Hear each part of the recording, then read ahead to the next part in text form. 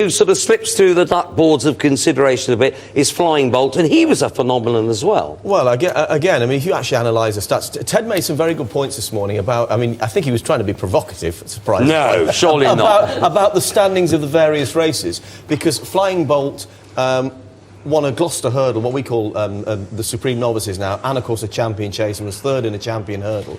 And we'll come a little more on that. But he never won either of the big two, as Ted says, and he gets left out all the time. In terms of handicap achievements and what he did on the track, he won 17 of his first 20 races, won the Gloucester. His programme 1 year, at the turn of the year, was, talking to Ted earlier, the Thyestes on one of Ireland's stiffest tracks. Absolutely. 3 miles in a bog, 12.7. He came over here.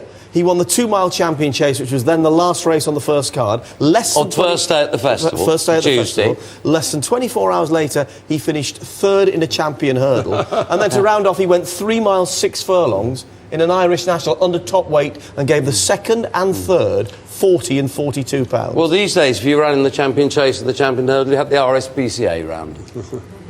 Here he is, big white-faced horse. He was by Airborne. He was an absolute machine. There was very little at the height of their powers, and I spoke to lads like Sean Barker and Lee McLaughlin and Paddy Woods, who rode all of them in Drapers, and there was a bit, they were divided a bit like Denman and Cato Star. There was nothing between them. Johnny Hayne wins the champion hurdle here on Salmon Spray, and I think Willie Robinson gets up to be second on Kieran Muir, or one of Semper Viva maybe.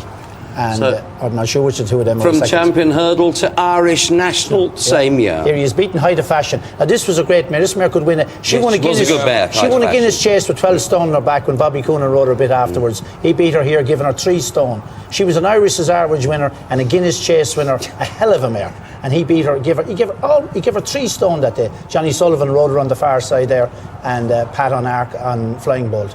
And Ted, it's true that he got brucellosis, a serious illness, and the Drapers felt he should be retired. And the owners he was young, and the owners wanted to maybe give him a chance, and they sent him to Ken Oliver, Barry Broden rode him. But he was never the same, like the same horse again, was he? No, was there ever any chance of Arke meeting Flyingbolt? Yes, the following year, only brucellosis, as Mrs. Ponsonby told me many years afterwards, because they used to keep the horses as young horses.